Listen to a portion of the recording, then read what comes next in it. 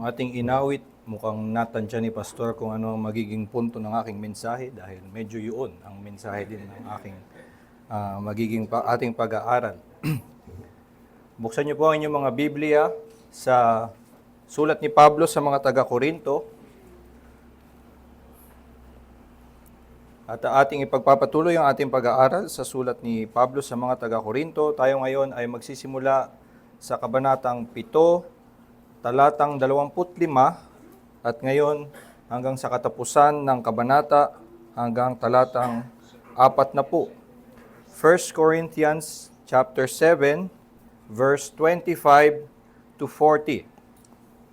1 Corinthians chapter 7, verse 25 to 40. Hayaan niyo pong basahin ko sa inyo mula sa English Standard Version. Ito po ang salita ng Diyos.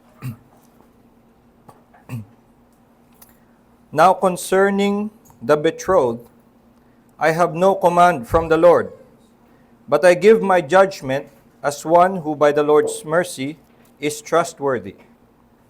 I think that in view of the present distress, it is good for a person to remain as he is. Are you bound to a wife? Do not seek to be free. Are you free from a wife? Do not seek a wife. But if you do marry, you have not sinned. And if a betrothed woman marries, she has not sinned. Yet those who marry will have worldly troubles, and I would spare you that. This is what I mean, brothers. The appointed time has grown very short. From now on, let those who have wives live as though they had none, and those who mourn as though they were not mourning, and those who rejoice as though they were not rejoicing, and those who buy as though they had no goods, and those who deal with the world as though they had no dealings with it. For the present form of this world is passing away. I want you to be free from anxieties.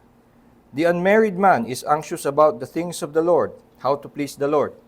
But the married man is anxious about worldly things, how to please his wife. And his interests are divided. And the unmarried or betrothed woman is anxious about the things of the Lord, how to be holy in body and spirit. But the married woman is anxious about worldly things, how to please her husband. I say this for your own benefit, not to lay any restraint upon you, but to promote good order and to secure your undivided devotion to the Lord. If anyone thinks that he is not behaving properly toward his betrothed, if his passions are strong, and it has to be, let him do as he wishes. Let them marry. It is no sin. But whoever is firmly established in his heart, being under no necessity, but having his desire under control, and has determined this in his heart, to keep her as his betrothed, he will do well. So then he who marries his betrothed does well, and he who refrains from marriage will do even better. A wife is bound to her husband as long as he lives, but if her husband dies, she is free to be married to whom she wishes, only in the Lord. Yet in my judgment she is happier if she remains as she is. And I think that I too have the Spirit of God. Pagpalain nawa ng Diyos ang pagkabasa ng Kanyang salita. Ito ang ating pinag-aaralan, itong buong kabanatang 7 ay tugon ni Pablo sa isang tanong ng mga taga-Korinto sa kanya. Ang mga taga-Korinto ay sumulat sa kanya at makikita natin ito sa talatang 1 ng kabanatang ito na sila'y sumulat kay Pablo at tinatanong kung tama ba ang kanilang iniisip na mas mainam para sa isang lalaki o para sa tao in general na hindi na magkaroon ng sexual relation. Concerning the matters about which you wrote, it is good for a man not to have sexual relations with a woman. So nagkaroon sila ng ganitong pag-iisip na mas banal na kalagayan ang hindi magkaroon ng sexual relation. So kung sila'y single, baka iniisip nila na kailangan yata bilang Kristiyano na gustong maging banal, hindi na lang ako mag-aasawa, o kung ako man ngayon ay may asawa, hindi na ako magkakaroon ng sexual relation with my spouse. At meron ding napunta sa kaisipan na baka mas mainam din na hiwalayan ko na lang yung aking asawa, lalo na kung siya nga ay hindi mananampalataya. Dahil nga, nais kong makarating sa mataas na antas ng kabanalan. Pero sinasagot ito lahat ni Pablo at yun ang pinag-aralan natin sa mga nakaraan nating pag-aaral sa kabanatang ito, na sinabi ni Pablo, may kasapatan na kay Kristo. Kay Kristo, kapag ikaw ay sumampalataya, ganap na ang kapatawaran, ang kaligtasan na matatanggap mo, you receive Christ and all His benefits, at kaya ikaw ay may kasapatan na at hindi mo kailangang magduda sa iyong kalagayan kung mas mainam ba na ikaw ay single o married, hindi patungkol doon ang kabanalan. Kaya't sinasabi ni Pablo, mas mainam kung ikaw ay ikasal, mainam din kung ikaw ay hindi mag-asawa. Ang mahalaga, ikaw ay mamuhay ng naaayon sa kalooban ng Diyos. Dito sa ating particular na pag-aaralan ngayon, ang sinasagot ni Pablo ay ina-apply niya yung mga nabanggit na niya na katuruan doon naman sa kaso ng mga betrothed. O sa Tagalog, ang pagkakasalin lamang ay dalaga, pero ang pinakaibig sabihin nito ay yung mga nakatakda ng ikasal, pero hindi pa sila nag-aasawa. So dahil nga nagkaroon ng katanungan sa kanila, habang sila'y nakatakda na ikasal, so itutuloy ba nila yung kasal? Kung baka mas mainam pala kung hindi na lang mag-asawa. Ngayon tungkol dito ay meron din siyang babanggitin pagdating sa verse 39 to 40, i-apply din niya patungkol sa mga widows, mga nag-asawa at sa kanilang katandaan ay namatay yung kanilang asawa, mag-aasawa ba sila ulit? Yun ay binigyan din ng pag-a-apply ni Pablo sa verse 39 to 40. At siguro ang pinakamalapit sa atin na naiisip nating synonymous doon sa ina-address ni Pablo, yung pagiging betrothed, ay yung pagiging engaged. Sa panahon natin, yun ang ating tawag sa mga taong nakatakda ng ikasal, mga engaged. Pero merong mga malaking pagkakaiba sa kultura nung panahon na yon at sa kultura natin ngayon. Sa atin, ang mga engaged ay, ang may isip natin sila ay nagligawan, pagkatas nilang ma-inlove sa isa't isa, ay nagkaroon ng sigurong isang proposal na pinost pa sa Facebook, tapos mayroong mga video, nagkaroon ng mahal na singsing, at ito isang selebrasyon. At sa kanila ito ay isang romantic relationship. Pero sa panahon na sumusulat si Pablo, ang karamihan ng mga pag-aasawa ay hindi nakapaikot sa romance, kundi minsan ito isang economic decision, isang arranged na pag-aasawa na pinag-usapan ng kanilang mga magulang, or minsan dahil ang iyong pamilya ay may utang doon sa pamilya na yun, ang pwedeng mangyaring kabayaran ay ibibigay ko ang aking anak para maituloy ang aking maituloy yung aking lahi sa kanila, or parang ganun na lang ang paraan para magkabayaran na ng utang. So, hindi nakapaikot sa romance ang kanilang pag-aasawa. So, minsan itong mga nagkasundo na sila'y ikakasal ay hindi necessarily yung maiisip natin na in love sa isa't isa. So, hindi sila yung mga nagnanasa na magsama talaga.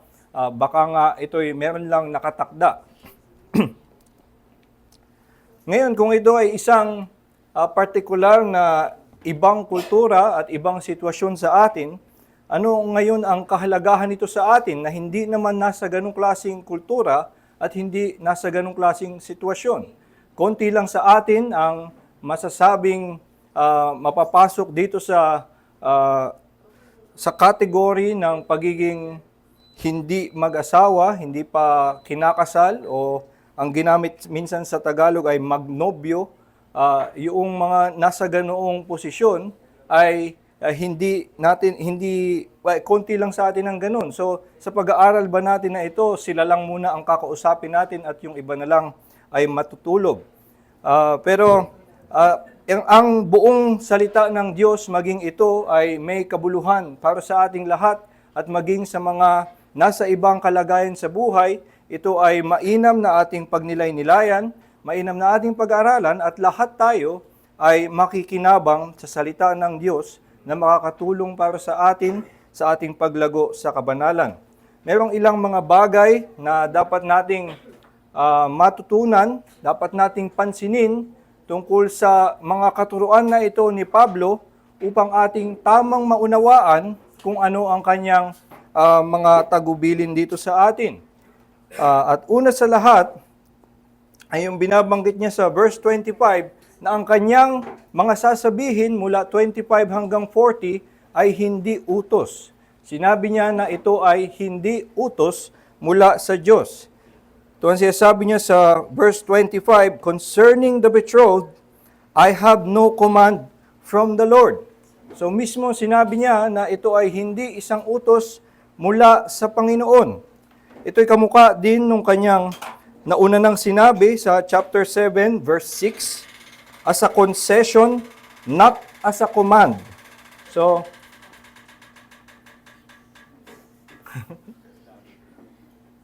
ayun, sinasabi niya na nung nauna sa chapter 7, verse 6 na as a concession, not as a command, I wish that all were as I myself am, but each has his own gift from God, one of one kind, and one of another.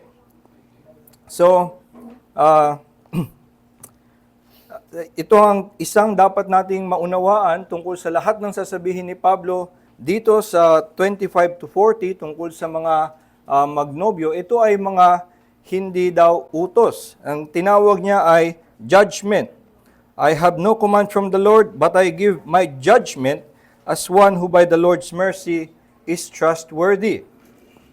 So ito ay kanyang sa Tagalog na sa NIV ang binigay na translation ay opinion. Yun ang naging translation sa mabuting balita. Ito ay opinion at hindi ako sang-ayon dun sa translation ng ang Biblia kuro. Sabi niya magbibigay ako ng aking kuro. At ang dating sa atin parang napagtripan lang niyang pag-isipan tungkol ang mga betrothed at i-share ko lang sa inyo kung gusto niyo lang malaman kung anong mga pinag-iisipan ko tungkol sa mga betrothed. So hindi ito kuro-kuro, sabi niya isang judgment, isang mungkahi mula sa kanyang karunungan na nagmula sa Diyos. So nagbibigay siya ng mungkahi dito sa atin at hindi isang utos. At ito nga ang paulit-ulit na nasasabi niya sa kanyang paglalahad ng kanyang pagtuturo kung paano dapat, ano ang gagawin dapat ng mga magnobyo, ay laging meron siyang mga sinasabi. Halimbawa sa verse 26, I think, or sabi niya sa Tagalog, sa aking palagay, ito ang mabuting gawin. So, ganito ang sinabi niya sa verse 26, I think that in view of the present distress, it is good for a person to remain as he is. So sinabi niya na tungkol sa mga betrothed, kung kayo ay nakatakda na, sabi niya, meron daw sa kanyang palagay, merong advantage na manatili na lang silang betrothed. Sa makatuwid ay hindi magpakasal at hindi ituloy ang kanilang pag-aasawa. Pero meron din siya nga, katulad na sinasabi niya, the whole chapter, na ina-affirm naman niya nga both sides. Kaya nga malalaman natin talaga at dapat nating maunawaan na hindi siya naglalatag dito ng isang kautusan na hindi pwedeng suwayin. Kasi nga ibinigyan niya ng affirmation na pwede mong gawin ito, yung kabaligtaran ng sinasabi ko, pwede kayong mag-asawa, pwede kayong hindi mag-asawa. Meron siyang mungkahi na huwag mag-asawa, pero sinasabi niya, maganda rin, mabuti din, hindi kasalanan kung kayo ay mag-asawa. At kaya sabi niya sa verse 27, are you bound to a wife? Do not seek to be free. Are you free from a wife? Do not seek a wife. But if you do marry, you have not sinned. And if a betrothed woman marries, she has not sinned. So, nakita natin, meron siyang mungkahi. Wag nyo na lang ituloy yung kasal. Pwedeng gawin yon. May mainam at may advantage kung yun ang inyong gawin. Pero kung ikasal kayo, walang kasalanan doon. Hindi yun mali. Yung pagkakasabi niya parang masyadong downplayed ang pagkakasabi lang niya. Walang mali doon. Pero ito ay tugon doon sa sinasabi nga ng mga taga-Korinto na ito ang mabuting gawin, wag na lang mag-asawa. Ngayon sinasabi ngayon ni Pablo, hindi. Hindi dapat natin isipin na may kabutihan o kabanalan na mas lamang kung hindi ka mag-asawa, walang kasalanan dyan. Hindi diyan nakabase ang ating ang pagkaluguran ng Diyos sa atin, hindi kasalanan ang mag-asawa. Kaya binigyan niya ng affirmation na maganda rin naman ang pag-aasawa, it is no sin. Meron nga lang siyang minumungkahi sa bahaging ito, ang kanyang mungkahi ay maging single. Verse 38, makikita natin, ganun pa rin ang kanyang paraan ng pagpresenta ng kanyang posisyon. Una, bibigyan niya uli ng affirmation na maganda naman mag-asawa. Sabi niya sa verse 38, so then he who marries his betrothed does well, pero pwede rin na hindi mag-asawa at sinabi niya ito ay mas maganda. He who refrains from marriage will do even better. Ngayon ayun nga ang pagkakasabi niya ay better at hindi nangyayari na dahil itong isa ay better, ay yung isa ay masama na. Ang binigyan nga niya ng paglilinaw na yung pag-aasawa, walang mali doon, walang kasalanan doon, tama yun, makakatulong pa yun sa iyo para ikaw ay maprotektahan mula sa tukso ni Satanas. Meron lamang siyang gustong ipunto ngayon na mga advantages. Yun yung ibig niyang sabihin ng better kung ikaw ay hindi na lang mag-asawa. Merong advantage doon. Kaya ito ang isang unang panuto na dapat nating maunawaan tungkol sa mga sinasabi dito ni Pablo, na ito ay hindi isang absolute rule, kundi isang mungkahi mula sa kanyang karunungan. Isa lamang itong mungkahi na nagbibigay sa atin ng karunungan kung paanong mag-isip ang isang tulad ni Pablo na may nakinaawaan ng Diyos, na pinuspusan ng Diyos ng banal na Espiritu at pinapakita sa atin kung paano mag-isip ng nakalulugod sa Panginoon. Ito nga ang pagkakamali ng mga taga-Korinto sa kanilang pag-iisip na iniisip nilang may kagandahan o mas kalamangan kung ikaw ay hindi na magkaroon ng sexual relation. Yung kanilang sinasabi sa verse 1 na it is good not to have sexual relations with a woman. Ito ay nagkakaroon sila ng ilusyon na ito ay mas banal na kalagayan, mas banal na pamumuhay, dahil siguro nadala sila nung pilosopiya na kumakalat nung panahon na yon na may kasamaan sa lahat ng material na bagay, kaya pati ang pag-aasawa na itinalaga ng Diyos para sa ikabubuti ng tao ay kailangan na nilang layuan. It is good not to touch a woman, not to have sexual relations with a woman. Ang nangyayari sa kanila ay gumagawa sila masyado ng rule doon sa kanilang pag-iisip, kung saan sinasabi lamang ni Pablo na ito ay isang mungkahi na mayroong advantages. Ito rin nga ang naging pagkakamali ng naging official teaching ng Roman Catholics. Kaya kung titingnan nyo ang official teachings ng Roman Catholicism sa Vatican, ay mayroong pagtataas sa virginity, celibacy as a greater blessed state. At kinikilala ang mga taong virgins or yung mga nanatiling celibate as a holier state. At ang nangyayari nga sa kanila, yung mga ikinakasal ay parang nakukontento na lang na sila ay mga inferior Christians. Ito ay gumagawa ng rule kung saan si Pablo, ang salita ng Diyos, ay nagbibigay lamang ng mungkahi. At kapag gumagawa ka ng batas kung saan mungkahi lamang naman ang binibigay ng banal na kasulatan, nagkakaroon ka ng hungkag na itsura ng kabanalan, dahil iniisip mo ito ay mas banal, hahabulin mo ngayon yun, magiging abala ka doon sa gawain na yun kung saan hindi naman yun iniutos sa iyo ng Diyos.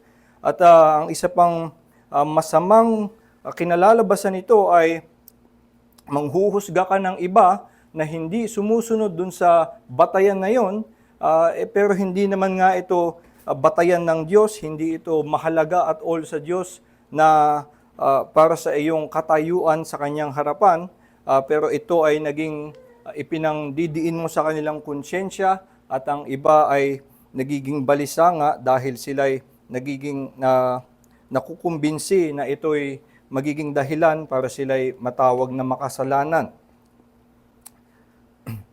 So itong ating tamang pag-unawa, para mas maunawaan nga natin ang tama, unawain natin ito bilang mungkahi ni Pablo, mungkahi kung saan nagbibigay lamang siya ng kanyang opinion o judgment, nagbibigay ng wisdom. Ngayon, hindi dahil sa ito'y mungkahi at hindi utos ay pwede na nating hindi na lang siya pansinin.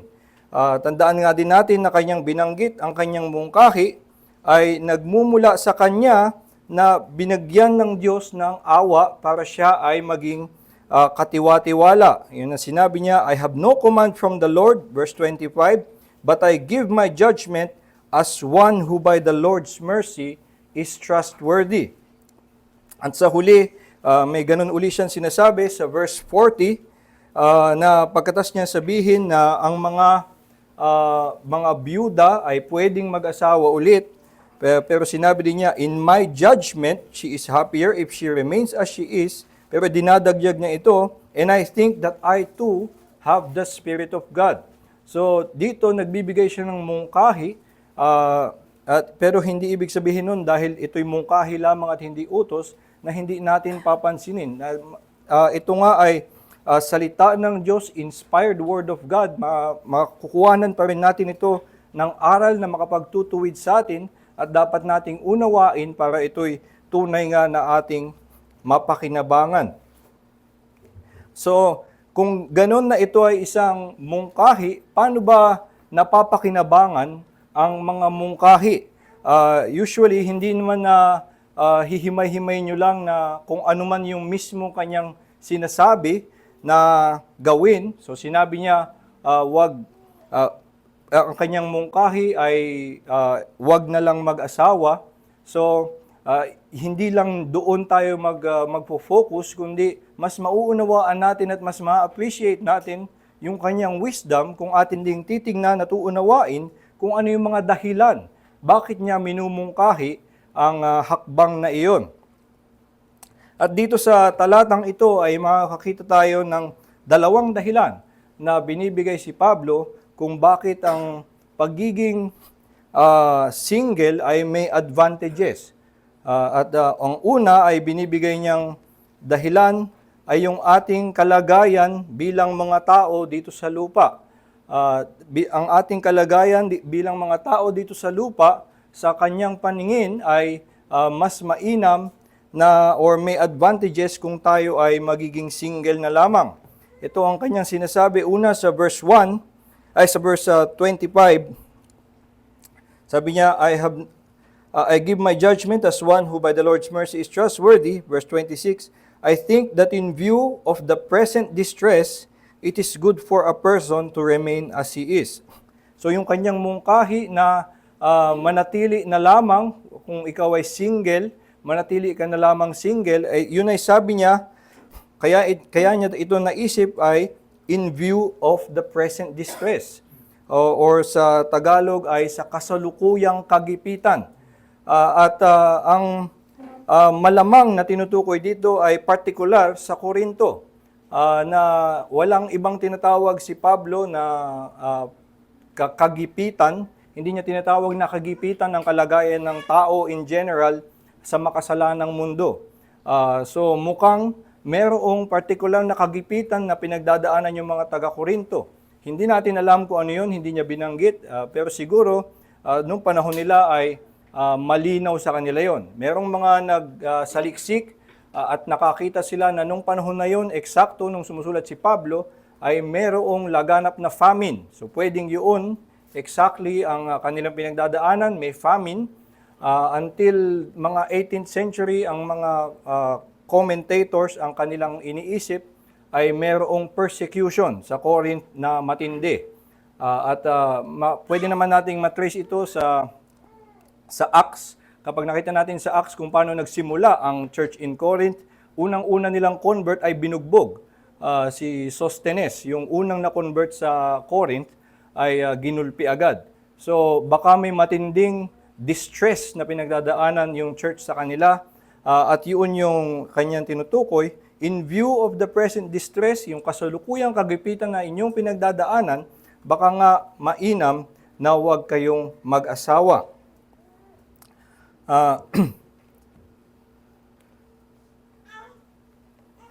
At itong ganitong, dahil nga mayroong particular na kondisyon or sitwasyon na nangyayari sa Korinto, ito siguro ang nagpapaliwanag kung bakit pagdating natin sa 1 Timothy chapter 5, verse 11 to 15, makikita nyo ang mungkahi doon ni Pablo ay kabaligtaran.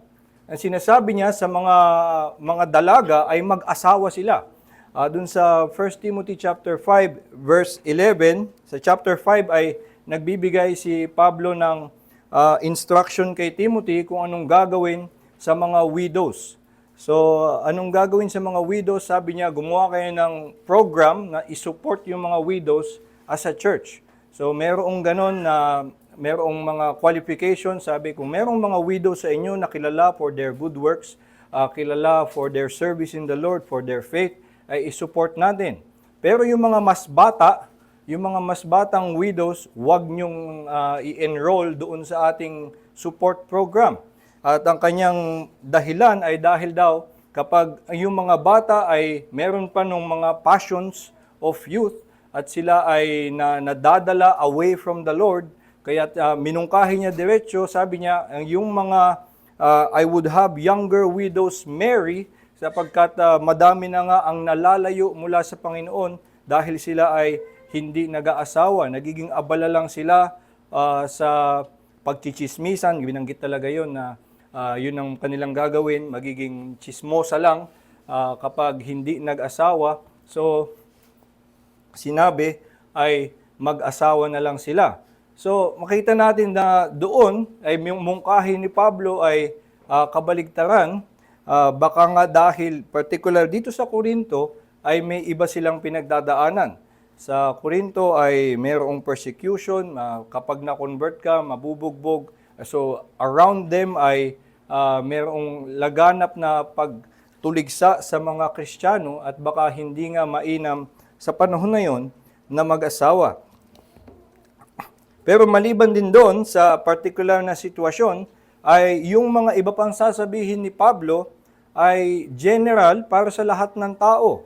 At sinabi nga ni Pablo sa chapter 7 verse 6 na I wish that all were as I myself am. So si Pablo naman ay hindi taga Korinto, pero nakita niya na may advantage para sa kanya na hindi mag-asawa at meron siyang pananaw na tingin niya makakabuti rin sa iba na hindi nga mag-asawa. So meron siyang nakikitang advantages na hindi lamang para sa mga taga-Korinto na dumadaan sa isang kagipitan, kundi nagbibigay rin siya ng tungkol sa kalagayan ng tao sa mundo na baka mas mainam para sa kanila na hindi na nga mag-asawa. At yung kanyang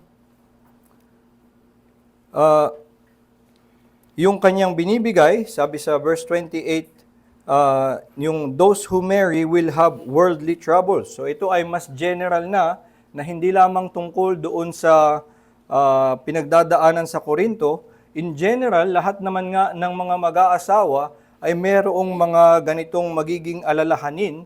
At sabi ni Pablo, I would spare you that. So itong gustong imungkahi ni Pablo na huwag mag-asawa ay ang ginamit sa Tagalog ay iligtas kayo mula sa mga alalahanin ng mundo na sumasapit sa mga nag-aasawa. So patungkol din sa pananaw ni Pablo in general, pati sa mga hindi taga-Korinto, pati sa mga hindi sa panahon ng kagipitan, mayroong advantage sa pagiging single. At ito ay upang hindi ka na mabigyan ng mga sinasapit na alalahanin ng mga nag-aasawa. Meron siyang pagpapaliwanag kung ano ang tinutukoy niya na sinasapit nga ng lahat ng tao sa mundo, anong kalagayan sa mundo ang tingin niyang nagbibigay ng dahilan ng advantage sa mga hindi nag-aasawa. Sabi niya sa verse 29, ay ang panahon daw ay napaikli or time has grown very short. Verse 29, this is what I mean, brothers. The appointed time has grown very short. Ngayon, siguro sa isang surface na pagbabasa, ang una nating maiisip, ang tinutukoy dito ni Pablo ay maikli na ang buhay or mabilis lang tayong mamamatay. Pero hindi ganun ang tinutukoy ni Pablo. Ang tinutukoy niya ay yung age. Meron ng ibang pananaw, pagtingin sa bagong age na dumating ngayon na si Kristo, sa liwanag ng pagdating ni Kristo ay meron ng bagong age na ito ay isa na ngayong panahon na maikli. Anong ibig sabihin na ito ay napaikli? Ang ginamit kasi na salita sa Griego ay pwedeng compressed or nagmuka ng maikli or shortened. So yung panahon ay nagmukang maliit. Kailan ba unang nagmukhang malaki yung panahon? Ito ay bago nila makita si Kristo. Noong bago nila makita si Kristo, ang mga Hudyo na nag-aabang na dumating nga ang pinangakong kaligtasan kay Kristo, ang laging daing na makikita natin sa mga awit, how long, O Lord? Gaano katagal? At ito ay, sila ay hindi nga nila makita yung, habang tinitignan nila yung hinaharap, at hindi pa nila makita yung liwanag ng kaligtasan ni Kristo, ay mukhang madami pa ang mangyayari. So, dumadaan sila sa napakaraming mga paghihirap, at habang wala pa si Kristo, tingin nila ang haba pa ng mangyayaring panahon, hindi pa nila makita ang katapusan. Pero tulad nga ng binanggit dito ni Pablo sa chapter 2, verse 7, simula verse 7, chapter 2, verse 7, noong dati ay nakatago pa ang karunungan ng Diyos. Nakatago pa ang karunungan ng Diyos, which God decreed before the ages of our glory. None of the rulers of this age understood this, for if they had, they would not have crucified the Lord of glory. As it is written, what no eye has seen, nor ear has heard, nor the heart of man imagined, what God has prepared for those who love Him. So nung panahon na hindi pa nakikilala ng mundo si Kristo, hindi pa nila nakikita ang maluwalhating kaligtasan na dadalhin ni Kristo, parang wala pang katapusan ng mundo kapag sila'y tumitingin. Pero ngayon nga nagliwanag na ang pagdating ni Kristo na ipakita na napakilala na sa mundo si Kristo at ang kanyang kaligtasan sa pamamagitan ng kanyang kamatayan sa krus ay maikli na ang panahon. Kapag tinitignan na nila ngayon ang yung nakapalibot na kadiliman ay mukhang naliwanagan na nga ni Kristo. Kaya ito ang tinutukoy ni Pablo na ang panahon ay maikli na. Hindi na katulad dati na parang ang dilim ng hinaharap, di natin alam kung saan pupunta, pero ngayon nakita na natin ang katapusan. Nagwagi si Kristo, alam natin kung saan na mapupunta ang buong mundong ito, kaya sinasabi ni Pablo, the time is short. Nagmukha ng maikli. The time is short. At ito rin yung kanyang sinasabi sa verse 31, sa huling bahagi ng verse 31, na itong the present form of this world is passing away. Kaya sa ngayong nakita na nila yung pagdating nga ni Kristo, nakita na nila ang katapusan ng kaligtasan sa pamamagitan ni Kristo, ay itong mga bagay sa mundo ay mukhang lumalabo na. Parang yun yung isang awit na sa isang awit sabi, the things of earth will grow strangely dim in the light of His glory and grace. Parang ganoon yung tinutukoy ni Pablo na yung mga dati na nakakatakot, yung hinaharap na hindi nila masukat, ngayong dumating na si Kristo ay naging mas maikli na at naging mas maliwanag na para sa kanila ang katapusan.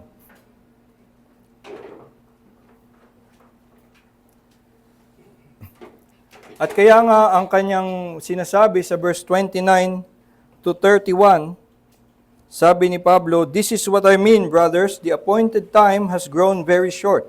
From now on, let those who have wives live as though they had none, and those who mourn as though they were not mourning, and those who rejoice as though they were not rejoicing, and those who buy as though they had no goods, and those who deal with the world as though they had no dealings with it." So, sinasabi ni Pablo na dahil nga itong panahon na ito ay napakita ng patapos na dahil dumating si Kristo, ang itong mga bagay, the things of earth has grown strangely dim in the light of Christ's glory and grace. Kaya't hindi na tayo ganun ka dapat mahumaling o ma-attach dito sa mga bagay na nasa mundo. Kaya sabi niya, yung mga may asawa, live as though they had no wives. Hindi ibig sabihin nun na papabayaan nila yung kanilang asawa. Ito ay patula na gustong sabihin ni Pablo na hindi na dapat ganun kalaki ang pagsukat natin sa mga bagay na ito na ating na-enjoy sa mundo, kundi makita nga natin na ito ay mga bagay na passing away, mga dadaanan lamang natin at hindi ito ang ating permanent na destination. Kaya't sinasabi niya, huwag kayong maging masyadong nakatali sa inyong asawa, huwag kayong maging ganong nakatali sa inyong mga binibili o yung pinaka-general na sinabi niya ay yung nasa huli, those who deal with the world as though they had no dealings with it. Na para bang wala ka ng kinalaman sa mundo. Pero hindi sinasabi nga na aalis ka na sa mundo, kundi na para bang wala ka ng kinalaman sa mundo, na dadaanan mo na lamang yan. Dahil nga alam na natin na ang bagay na ito, ang age na ito, ay meron ng katapusan.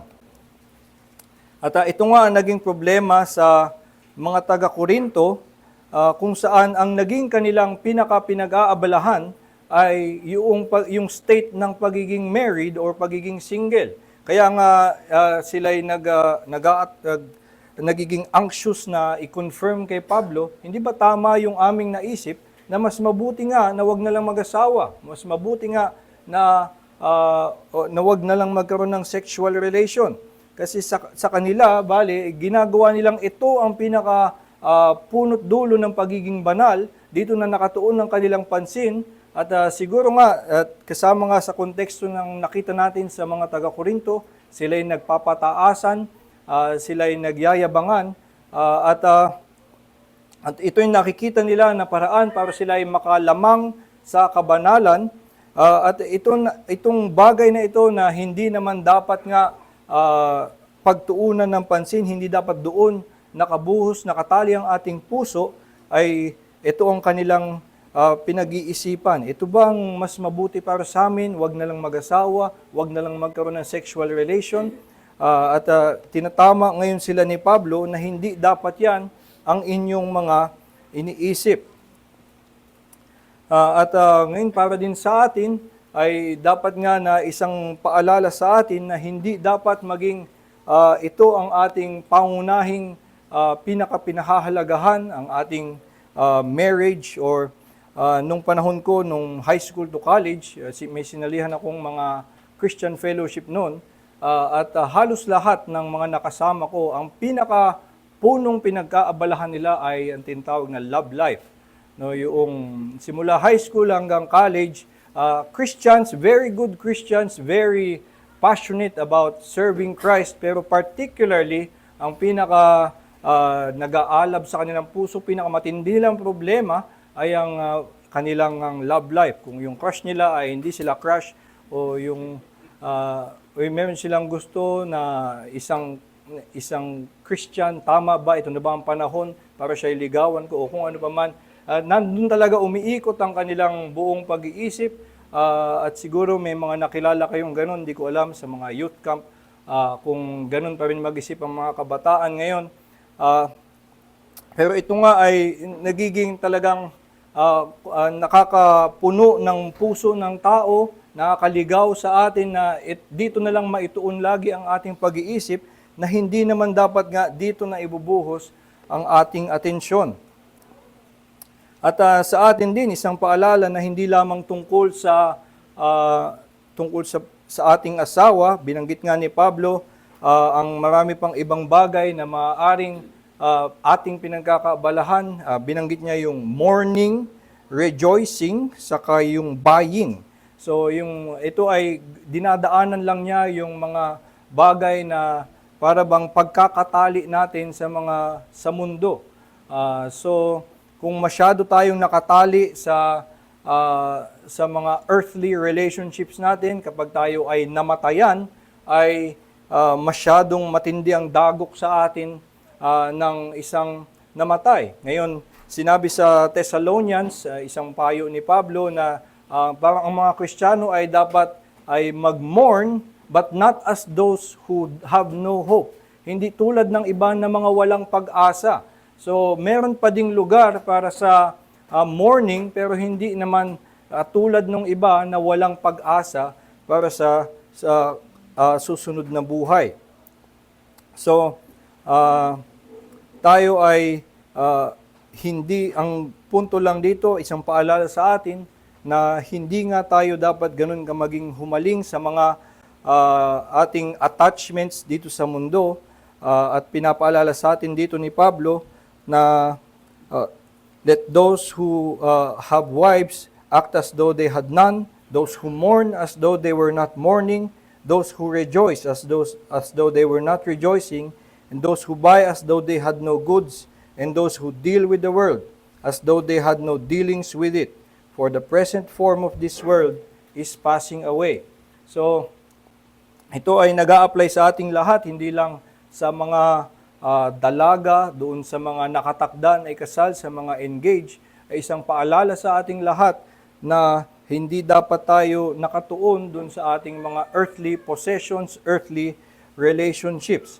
At kung hindi doon nakatuon dapat ang ating mga puso, ay dito rin binibigyan ni Pablo ng direksyon, paalala ang mga taga-Korinto kung saan nga dapat sila nakatuon, saan dapat nila ibuhos ang kanilang puso, at yun ay ang sa kanilang at sa panawagan ng Diyos sa kanila na mamuhay ng paglingkod sa Kanya.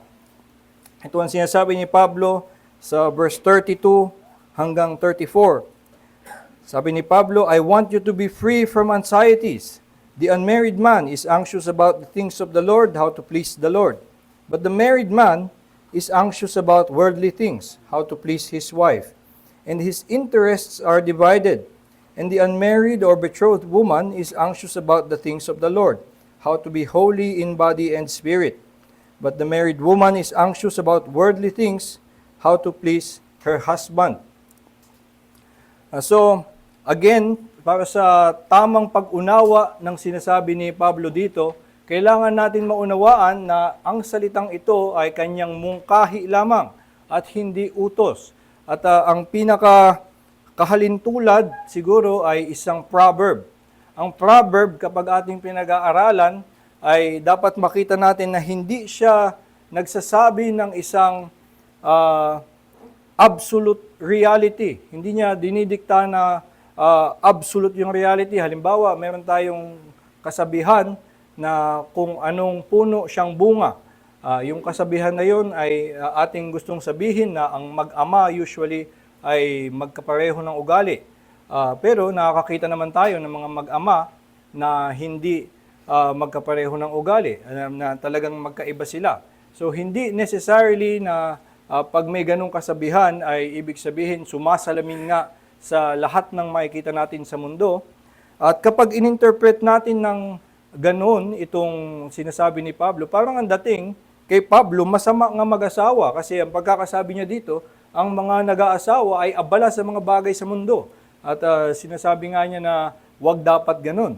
So, sa pagkakalarawan dito ni Pablo, kung ating titingnan ito at di natin maunawaan na ito'y isang proverbial wisdom, ay may interpret natin ito na binababa nga ni Pablo ang pag-aasawa.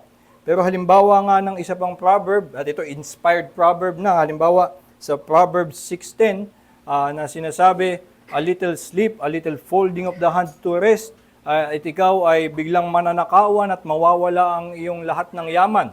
So, iyon, inspired proverb from God, Pero hindi naman ibig sabihin nun na dapat hindi ka na ever matulog.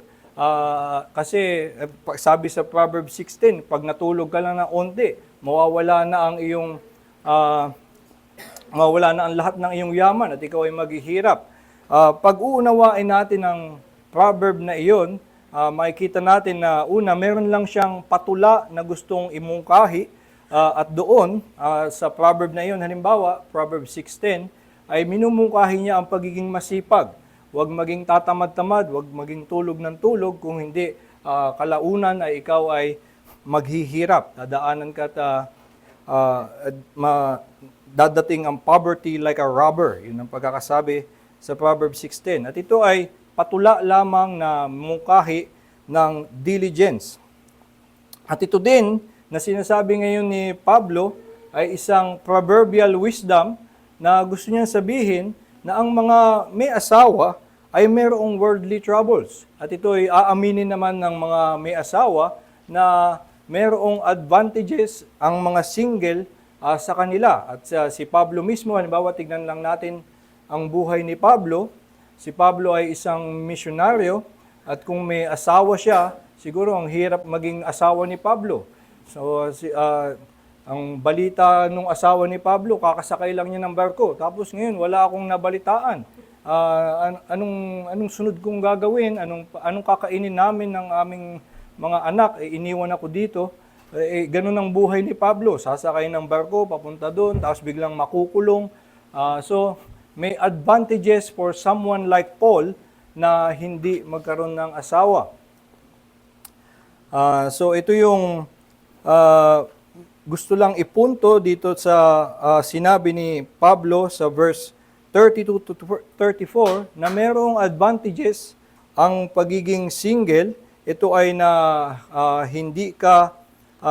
hindi mo ma-experience yung mga usual na problems ng pag-aasawa,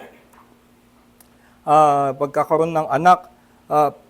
Pero ayun, ang mas makikita nga natin kung ating titignan kung ano ang kanyang pinupunto na nais ipahiwatig na anong virtue ang kanyang gustong itaas, ay ang sinasabi niya ay yung ang gusto niyang ipinta dito na ang advantage ng mga single ay yung kanilang panahon, yung kalayaan na talagang maglingkod sa Diyos ng walang sagabal. At yun yung tinatawag niya dito, undivided devotion to the Lord. Kaya sabi niya sa verse 35, I say this for your own benefit, not to lay any restraint upon you, but to promote good order and to secure your undivided devotion to the Lord. So ito yung pinaka gusto niyang dalhing mensahe sa mga taga-Korinto, na ito yung tunay na mahalaga. Hindi yung ikaw ba ay may asawa o wala, ikaw ba ay may sexual relation o wala, kundi ang talagang dapat na pinagtutuunan mo ng pansin ay ang iyong undivided devotion to the Lord. At dito nga pinaka naligaw ang mga taga-Korinto sa kanilang sulat kay Pablo ay sinasabi nila na sila ay nag-iisip na nga of singleness. Iniisip nila na mas pinagpala, mas banal na kalagayan ang pagiging single. Pero sa kanilang pag-iisip tungkol sa singleness, mukhang hindi naman sila abala para maging devoted to the Lord. Ang iniisip lang nila ay merong kalamangan, magiging mas banal na state yun. Kung ako ay walang sexual relation, walang marriage, mas kahanga-hanga yun, magiging katulad ako ni Jesus o ni Pablo. Pero hindi nila ginagamit yung magiging kalayaan na yun ng kanilang pagiging single para sila ay maging, yung pagkakasabi ni Pablo, anxious for the things of the Lord, or pagiging undividedly devoted to the Lord. Ang kanilang iniisip ay yung maging makalamang sa kabanalan, kung ano man ang naisip nila na itsura ng kabanalan kapag ikaw ay single, ito ang kanilang pinaka nagiging anxiousness. They are anxious to be holier than others by being single, but they are not anxious for the things of the Lord. Kaya sila ay tinatama ni Pablo, ito ang naisdalin sa kanila ni Pablo ngayon, na hindi nga yan dapat ang inyong pinagkakaabalahan, dapat ang itandaan nyo kung ano ang tunay na kabuluhan ng ating buhay dito sa mundo. Kung ikaw man ay may asawa o wala, dapat ikaw ay ituon mo ang iyong buong puso sa ating Panginoon. At ito nga yung tinutukoy ni Kristo na the greatest commandment, na love the Lord your God with all your heart, all your mind, all your soul, all your strength, mula sa Deuteronomy 6:4. Ito ang pinaka first and greatest commandment, at ito ang dapat nga na ginagawa natin, at ito ang dapat na pinagkakaabalahan natin, hindi yung mga ganitong mababaw lang na usapin, kung mas maganda bang hindi na mag-asawa o hindi na magkaroon ng sexual relation. So dito ay makakakuha tayo ng tamang pag-unawa sa mungkahi ni Pablo, at ang pinaka naisipunto ni Pablo sa atin ay ang kung ano ang tunay na mahalaga. Ang mga taga-Korinto ay naging abala na pag-isipan lamang, na ihambing kung ang mas maganda ba na hindi nila mag-asawa, magiging mas banal ba ang single, magiging mas banal ba kung hiwalayan ko ang aking asawa. Naging abala sila sa mga ganitong usapin. Pero ibinabalik nga ni Pablo sa kanilang harapan kung ano ang tunay na mahalaga para sa lahat ng Kristiyano, may asawa o wala, ay ang maituon ang ating buong buhay sa ating Panginoon. At kung ito nga ang tunay na batayan ng kabanalan, kung tayo ba ay naglilingkod sa Panginoon ng walang sagabal, kung tayo ba ay umiibig sa ating Diyos ng buong puso, ng buong lakas, at ng buong sigla, ay una sa lahat ay dapat maalala nga natin ang ating kakulangan. Mapaalala sa atin kung gaano kalayo pa tayo sa tunay na kabanalan. Ito ang dapat na maging epekto ng mensahe na ito sa mga taga-Korinto, na pinaalalahanan ang dapat na pinag-iisipan nyo ay kung kayo ba ay naglilingkod sa Panginoon. At sila'y dapat na maunawaan o mapagtanto nila, o nga, hindi kami naglilingkod sa Panginoon. Kami nagpapataasan lamang kung sino ang mas banal, yung mga single ba o yung mga may asawa. Pero kung maibalik sa atin ang tunay na batas ng Diyos, na ang hinihingi ay ang ibigin siya ng buong puso, ng buong lakas, ay lumiliwanag sa ating lahat kung ano ang ating kakulangan, ang ating kasalanan. At kung ating ngang maunawaan ang ating matinding pagkukulang, ay dapat nga ring mabalik tayo kung ano talaga ang punto ng ating kaligtasan. At ang kaligtasan na iyon ay sa pamamagitan ni Kristo, na si Kristo ang nakatupad ng batas na iyon. Siya ang umibig sa Diyos ng buong puso, siya ang umibig sa kanyang kapwa ng walang kulang, kanyang inibig ang kanyang mga kapatid, ang kanyang mga hinirang, hanggang sa ibigay niya ang kanyang buhay para sa lahat ng mga makasalanan. At tayo nga na mga sumampalataya sa kanya ay nakatanggap ng kaligtasan, na sa pagsampalataya natin ay ibinihis sa atin ang katwiran ni Kristo. At ngayon nga, meron tayong kasapatan kay Kristo. At na tayo ay sapat sa Kanya, ay pwedeng maging single ang isang tao at siya'y makapaglingkod sa Panginoon. Or may asawa, may mga anak, at siya nga rin ay makapaglingkod sa Panginoon. Sa kasaysayan ng Christianity, maraming mga iba-iba. Si Pablo ay single, pero babanggitin nga niya dito sa chapter 9, sa chapter 9 verse 5, ay yung iba, sabi niya, other apostles and the brothers of the Lord and Cephas. So yung lahat ng ibang apostol, yung mga kapatid ni Jesus, at si Cephas o si Pedro, sila daw ay may asawa. Binanggit niya yun sa chapter 9 verse 5, at binabanggit niya na ito ay tamang karapatan.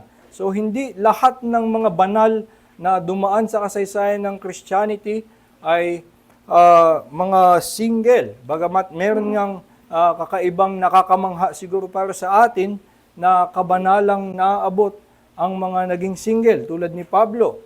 Si John Calvin ay nag-asawa, si Martin Luther ay nag-asawa. Siguro ang isang merong isang single, sina John Stott, si Benjamin Warfield ay nag-asawa pero hindi nagkaroon ng anak. Pero halimbawa, isa sa mga pinakatinitingala sa kanyang kabanalan at talagang matinding devotion to the Lord ay si Jonathan Edwards. At si Jonathan Edwards ay may asawa at 11 anak. So, ang isang taong ganito ay maaari pa rin na mamuhay with undivided devotion to the Lord at hindi sagabal ang pagkakaroon ng asawa o pagkakaroon ng maraming anak, kundi ito rin ay pagkakataon mo para ikaw nga ay mamuhay ng naayon sa itinalaga ng Diyos para sa iyo. Kaya't kung tayo ay mabalik sa tunay na sukatan, kung ano ang tunay na kabanalan, ay napapaalala nga sa atin ang ating kakulangan, ang ating kasalanan, at babalik lamang kay Kristo na ating kaligtasan. At kakapit tayo sa Kanya lamang na ito lamang ang ating tinatayuan, na siyang ating katwiran, at hindi na tayo magpapataasan pa ng mas banal ako dahil hindi ako nag-asawa, o dahil mas malaki ang sinasacrifice ko kumpara sa mga taong may asawa. At siguro bilang pagtatapos ay dalhin natin sa ating sarili at pag-isipan kung saan nga ba tayo tinatawag ng Panginoon. Meron ilan sa inyo na mga single pa at baka dapat nga pag-isipan nyo na baka at tinatawag kayo ng Panginoon na gamitin ang inyong pagiging single, pwedeng habang buhay o sa panahon lamang na ito, na gamitin nyo ang panahon na ito para kayo nga ay maglingkod sa Panginoon ng walang sagabal. Sa panahon nga na ito at na hindi pa naman talaga kayo nag-aasawa, pwedeng mangyari na mag-asawa kayo sa hinaharap, pero panawagan nga sa atin, anuman ang ating kalagayan, ay ipamuhay mo ito at gamitin mo ang panahon at pagkakataon na meron ka at unique sa iyo para ikaw nga ay maglingkod sa Panginoon in whatever opportunities are open to you now that may not be open to others na may iba ng mga alalahanin. Pero maaari nga din na ang panawagan sa iyo ay mag-asawa sa hinaharap. Meron lamang isang batas na nilalagay dito si Pablo. Sabi niya, though ito ay particular na sinabi niya tungkol sa mga widows, pero ito nag-a-apply sa lahat. Sabi niya, a wife is bound to her husband as long as he lives, but if her husband dies, she is free to be married to whom she wishes, only in the Lord. At ang ibig sabihin nito ay kung tayo mag-aasawa, kung gusto niyo mag-asawa sa hinaharap, ang binibigay nga na boundary sa atin ay only in the Lord. Sa loob lamang ng pananampalataya. Yun yung tinawag ni Pablo, a believing wife. Dapat ay mananampalataya din ang iyong makatuluyan. Dahil nga, ang ating buhay ay para sa paglilingkod sa Panginoon. Ay undivided devotion to the Lord. At kung tayo mamumuhay sa mundong ito at lalakad hanggang nang may kasama in a most intimate relationship na maaaring maglayo sa atin from being devoted to the Lord, ay talagang nalayo ka doon sa pangunahing panawagan sa ating buhay na maglingkod sa Panginoon. Kaya sa mga mag-aasawa, yun ang ibinibigay dito na linya, only in the Lord. At para naman sa lahat sa atin, may asawa o mga byuda, ang lahat sa atin ay tinatawagan nga na iyon ang maging tunay na panukat, maging tunay na ambisyon sa buhay, ang maglingkod sa Diyos ng walang sagabal, to be undividedly devoted unto the Lord. At kung nakikita nga natin sa ating sarili na tayo ay mas humaling sa mga earthly things, sa mga earthly enjoyments, ay ating gamitin ng salitang ito, ang paalalang ito na panawagan sa atin kung ano ang tunay na mahalaga. Ang tunay na mahalaga ay ang maglingkod sa Diyos, gamitin ang panahon na pinaikli na, ang mga bagay na ito ay shortened na, kaya't hindi natin sila dapat hawakan ng ganun kahigpit, kundi natingnan lamang natin sila bilang mga regalo ng Diyos sa atin, na biyaya ng Diyos sa atin habang tayo ay mamumuhay dito. Ito ay mga kaloob niya para atin ngang tayo makapamuhay ng naayon sa kanyang kalooban. Makikita nga natin na hindi natin masasabi na si Pablo ay against sa pagkakaroon ng matinding pag-ibig sa iyong asawa.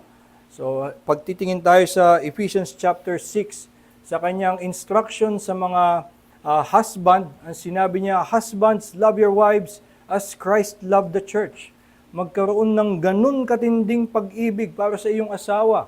So, hindi dapat nating isipin na ang turo dito ni Pablo ay huwag niyong masyadong ibigin ang inyong asawa, or bawas-bawasan niyo ang pagka-attach niyo sa inyong asawa, pero magkaroon kayo ng tama at ganun kalalim na pag-ibig sa inyong asawa, at kung ang inyong pag-ibig sa inyong asawa ay tulad ng pag-ibig ni Kristo sa iglesia, ang inyong hahangarin ay hindi lamang na maibigay sa Kanya ang lahat ng Kanyang ikaliligaya, kundi na matulungan siyang mapunta sa Kanyang kabanalan. At yun nga ang hangarin ni Kristo. Christ died for the church in order to present her to Himself, blameless, sanctified, and without spot or blemish. At kung yun din ang ating haharangarin para sa ating asawa, yun ang tunay at mas malalim na pag-ibig. Na kung ating ang tunay na iniibig ang ating asawa, ang ating hinahangad ay hindi lamang na siya'y pangitiin, pasayahin, kundi na siya'y pabanalin tulad ng hangarin ni Kristo para sa buong iglesia. At ito nga ay isang paalala lamang sa atin na dahil nga kay Kristo, meron tayong kasapatan na sa pananampalataya lamang ay nakuha na natin ang buong kaligtasan, ay meron tayong kalayaan na mamuhay, whether single or married, pero dahil nga sa napakatinding yaman ng ating natanggap na biyaya mula sa ating Panginoon, gamitin nawa natin ito out of gratefulness to Him sa paglilingkod sa Kanya ng walang sagabal. Tayo po ay manalangin.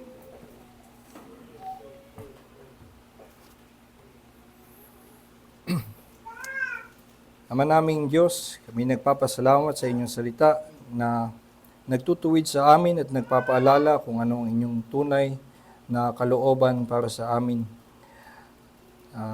Alam nga namin, Panginoon, na sa aming pamumuhay sa mundo, kami ay madali na mahumaling sa aming mga possession, aming mga earthly relation, at ito ang mas kumukonsumo ng aming puso, magiging aming mga pinagkakabalisahan, at umaabot sa mga pagkakataon na kami nga ay nawawala na isipin ang iyong kaluwalhatian, ang iyong kalooban, ang iyong katwiran.